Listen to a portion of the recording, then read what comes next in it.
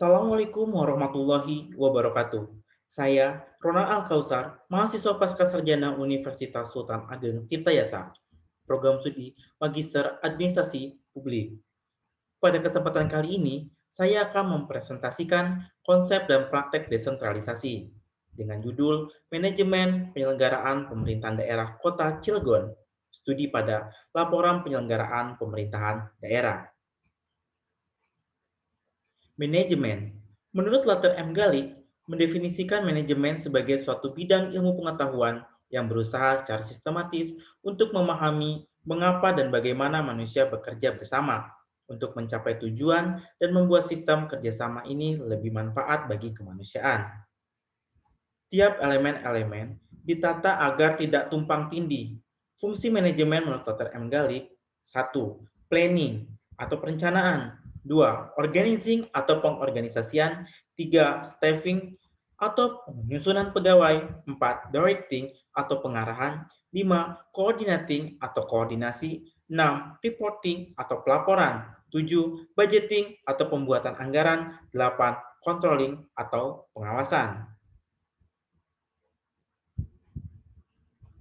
Pemerintahan. Secara etimologis, pengertian pemerintahan berasal dari kata pemerintah, sebagaimana yang dilakukan oleh Manila di dalam bukunya yang berjudul Praktik Manajemen Pemerintahan Dalam Negeri, mengemukakan bahwa pemerintahan berasal dari kata pemerintah, sedangkan pemerintah berasal dari kata perintah yang memiliki makna.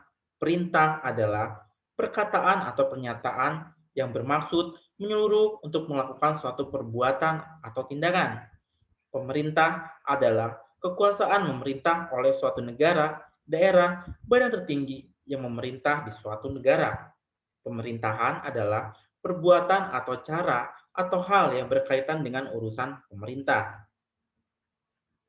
Dalam arti sempit, dikemukakan oleh Ermaya Suradinata dalam buku Organisasi dan Manajemen Pemerintahan dalam Kondisi Era Globalisasi, menyebutkan bahwa definisi pemerintahan dalam arti sempit adalah kegiatan-kegiatan dari lembaga-lembaga atau badan publik pemerintahan yang meliputi eksekutif saja. Sedangkan pemerintahan dalam arti yang luas, menurut Kansir dalam bukunya yang berjudul Sistem Pemerintahan Indonesia, menyebutkan bahwa pemerintahan dalam arti luas adalah meliputi segenap lembaga-lembaga kenegaraan yang tercantum di dalam batang tubuh Undang-Undang Dasar 1945. Presiden berdasarkan pernyataan bahwa Presiden memegang kekuasaan membentuk undang-undang dan dengan persetujuan DPR. Badan pemerintahan di pusat yang menentukan haluan negara serta instansi yang melaksanakan keputusan badan-badan tersebut. Artinya, pemerintahan dalam arti luas tidak hanya eksekutif saja, melainkan juga ada legislatif dan yudikatif. Pemerintahan daerah. Pemerintahan daerah menurut Undang-Undang Nomor 23 Tahun 2014 tentang Pemerintahan Daerah, Pasal 1 Ayat 2, dijelaskan bahwa pemerintahan daerah adalah penyelenggaraan urusan pemerintahan oleh pemerintah daerah dan Dewan Perwakilan Rakyat Daerah menurut asas otonomi dan tugas pembantuan dengan prinsip otonomi seluas-luasnya dalam sistem dan prinsip Negara Kesatuan Republik Indonesia sebagaimana dimaksud dalam Undang-Undang Dasar Negara Republik Indonesia tahun 1945. Kansil mendefinisikan pemerintahan daerah memuat atas 1. Desentralisasi. Asas desentralisasi adalah asas yang menyatakan penyerahan sejumlah urusan pemerintahan dari pemerintah pusat atau dari pemerintah daerah tingkat yang lebih tinggi kepada daerah tingkat yang lebih rendah sehingga menjadi urusan rumah tangga daerah itu. 2. Dekonsentrasi. Asas dekonsentrasi adalah pelimpahan wewenang dari aparat pemerintah pusat atau pejabat di atasnya.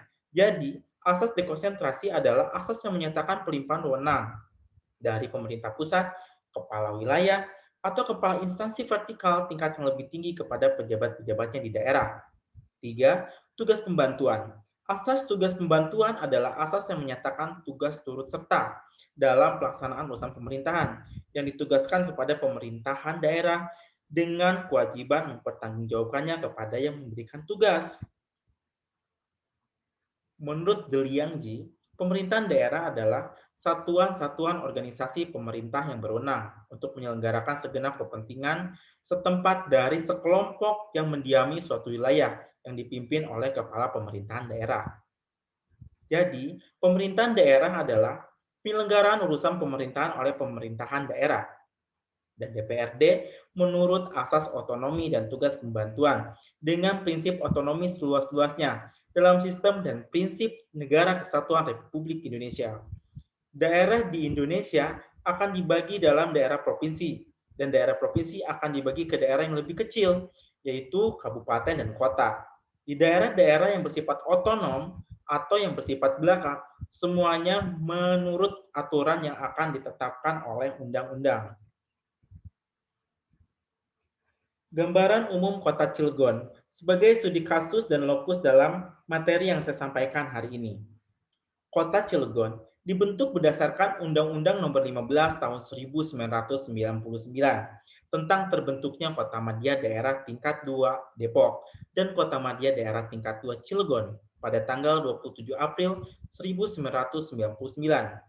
Kota Cilegon sudah 20 tahun dengan 3 kali pelaksanaan pilkada langsung, di mana tahun 2020 kemarin telah melaksanakan kembali pilkada serentak pemilihan wali kota dan wakil wali kota Cilegon. Secara administratif, pemerintahan Kota Cilegon terdiri atas 8 kecamatan dan 43 kelurahan.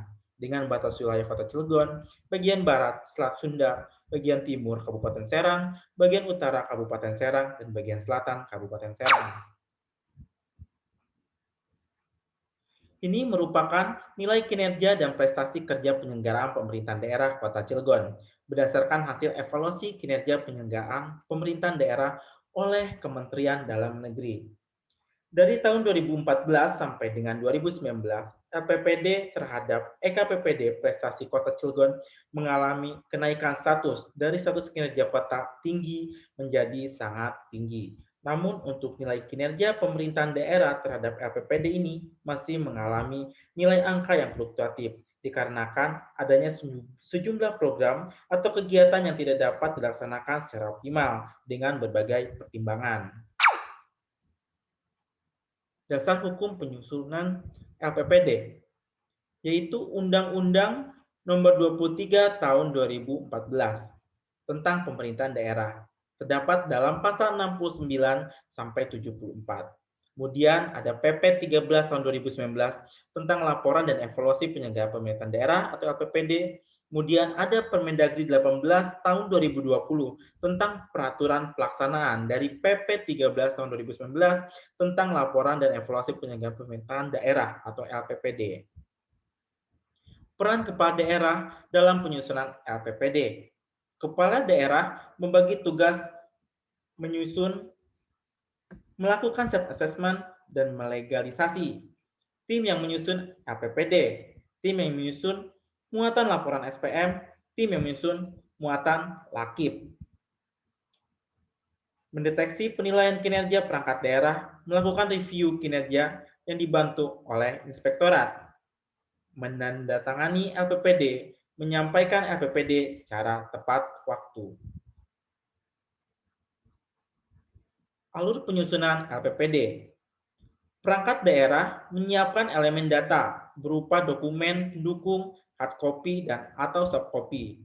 Kemudian, inspektorat melakukan verifikasi dan penilaian dokumen, mereview melalui mekanisme APIP menjadi dasar penyusunan rancangan LPPD. Kemudian, perangkat daerah dan bagian pemerintahan Setda Kota Cilegon menyusun dan mengkompilasi elemen data hasil review dari inspektorat, kemudian mendokumentasikan dengan dokumen pendukung hard copy dan atau soft copy hasil review. Kemudian diserahkan kepada kepala daerah untuk melegalitas penandatanganan LPPD dan kemudian untuk disampaikan kepada Menteri Dalam Negeri melalui gubernur. Sanksi untuk kepala daerah yang tidak menyampaikan LPPD. Pasal 73 Undang-Undang Nomor 23 Tahun 2014 tentang Pemerintahan Daerah. Pertama, kepala daerah yang tidak menyampaikan LPPD dan dikasih LPPD dikenai sanksi administratif berupa teguran tertulis oleh menteri untuk gubernur, dan oleh gubernur sebagai wakil pemerintah pusat untuk bupati atau wali kota pada pasal 73 ayat 1. Dalam hal teguran tertulis, telah disampaikan 2 kali berturut-turut dan tetap tidak melaksanakan, kepala daerah diwajibkan mengikuti program pembinaan khusus pendalaman bidang pemerintahan yang dilaksanakan oleh kementerian serta tugas dan kewenangannya dilaksanakan oleh wakil kepala daerah atau oleh pejabat yang ditunjuk, terdapat dalam pasal 73 ayat 2. Urusan pemerintahan konkuren kabupaten atau kota yang wajib dilaksanakan atas laporan penyelenggaraan pemerintahan daerah. Urusan pemerintahan wajib pelayanan dasar yaitu ada 6 urusan: pendidikan, kesehatan, pekerjaan umum dan penataan ruang, perumahan rakyat dan kawasan pemukiman, ketentraman, ketertiban umum dan perlindungan masyarakat, dan sosial. Urusan pemerintahan wajib non pelayanan dasar ada 18 urusan: tenaga kerja, pemberdayaan perempuan dan perlindungan anak, pangan, pertanahan, lingkungan hidup, administrasi kependudukan dan pencatatan sipil, pemberdayaan masyarakat dan desa, pengendalian penduduk dan keluarga berencana, perhubungan, komunikasi dan informatika, koperasi, usaha kecil dan menengah, penanaman modal, kepemudaan dan olahraga, statistik, persandian, kebudayaan, perpustakaan, kearsipan. Urusan pemerintahan pilihan dan 6 urusan: lautan dan perikanan, pariwisata, pertanian, perdagangan, perindustrian, dan transmigrasi. Masalah dan tantangan Kota Cilegon: meningkatkan pertumbuhan ekonomi dari sektor-sektor yang dominan seperti industri, pengolahan, perdagangan, dan jasa. Menciptakan iklim investasi yang kondusif. Peningkatan investasi harus meningkatkan penyerapan tenaga kerja lokal, meningkatkan kualitas sumber daya manusia, menyediakan angkatan kerja yang berkualitas dan sesuai dengan kebutuhan pasar, meningkatkan pengawasan terhadap lingkungan, meningkatkan kesiapsiagaan dalam menghadapi potensi bencana, pengawasan tenaga kerja asing, penyediaan daya dukung infrastruktur, meningkatkan partisipasi swasta melalui kemitraan antara pemerintah, masyarakat, dan swasta atau public-private partnership, membangun promosi bersama atau joint marketing dalam memasarkan potensi daerah, meningkatkan peran UMKM dan perekonomian Kota Cilegon. Keunggulan Kota Cilegon: Kota Cilegon memiliki 4 kawasan industri dengan total luasan 747 hektar. Adanya pembangunan jalan lingkar utara serta pembentukan 2 kawasan cepat tumbuh yang diperuntukkan untuk pengembangan industri hilir. Usia produktif di Kota Cilegon lebih besar dibandingkan usia non-produktif. Kota Cilegon memiliki wewenang untuk menyusun regulasi yang tepat guna mendukung perkembangan perekonomian di Kota Cilegon. Kesimpulan: kebijakan desentralisasi, otonomi daerah, dan manajemen penyelenggaraan pemerintahan daerah yang diterapkan berdasarkan Undang-Undang Nomor 23 Tahun 2014 tentang pemerintahan daerah bertujuan untuk meningkatkan kesejahteraan masyarakat melalui perbaikan kinerja penyelenggaraan pemerintahan daerah berdasarkan asas umum tata kelola pemerintahan yang baik atau good local governance. Dalam konteks kebijakan desentralisasi tersebut, pemerintah pusat maupun daerah memiliki tanggung jawab besar untuk melakukan monitoring dan evaluasi tingkat keberhasilan pemerintahan daerah, khususnya dalam hal tujuan otonomi daerah melalui penyelenggaraan urusan pemerintahan yang kewenangannya diserahkan kepada pemerintah daerah. Penyelenggaraan pemerintahan daerah Kota Cilegon berpedoman pada Undang-Undang Nomor 23 Tahun 2014 tentang pemerintahan daerah, Peraturan Pemerintah Nomor 13 Tahun 2019 tentang laporan dan evaluasi penyelenggaraan pemerintahan daerah kepada pemerintah, laporan keterangan pertanggungjawaban kepala daerah kepada Dewan Perwakilan Rakyat Daerah, dan informasi laporan penyelenggaraan pemerintahan daerah kepada masyarakat. LPPD sebagai evaluasi kinerja pemerintahan daerah oleh pemerintahan pusat dengan metode Indeks Capaian Kinerja atau ICK, di mana terdiri dari penilaian pada tataran pengambil kebijakan.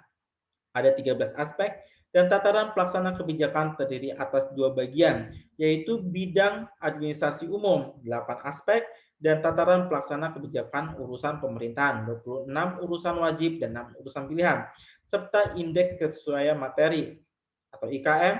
Dilakukan penilaian terhadap materi yang disajikan di dalam LPPD. Apakah sudah sesuai dengan format LPPD pada manual penyusunan yang sudah diterbitkan. Saran, agar penyelenggaraan pemerintahan daerah Kota Cilegon dapat berjalan dengan baik, terukur, dan tepat sasaran. Alangkah lebih baiknya memanage dan menyusun langkah-langkah untuk mencapai tujuan dengan memanfaatkan segala sumber daya, baik manusia, dana, sarana, kesempatan, sumber daya alam, dan lainnya secara optimal, efektif, dan efisien. Tiap elemen-elemen ditata agar tidak tumpang tindih sebagaimana fungsi manajemen menurut Dr. M. Galik dimulai dari 1. Planning atau perencanaan, 2. Organizing atau pengorganisasian, 3. Stepping atau penyusunan pegawai, 4. Directing atau pengarahan, 5. Coordinating atau koordinasi, 6. Reporting atau pelaporan, 7. Budgeting atau pembuatan anggaran, 8. Controlling pengawasan. Sehingga pemerintah daerah Kota Cilegon baik apabila memiliki tujuan dan sasaran yang jelas dan diketahui oleh semua aparatur yang terlibat dalam kegiatan. Daftar pustaka. Ini merupakan rujukan buku-buku dan dokumen dalam penyusunan materi. Demikian materi yang dapat saya sampaikan. Mohon maaf apabila ada penyampaian materi yang kurang berkenan. Billahi taufiq wal hidayah. Wassalamualaikum warahmatullahi wabarakatuh.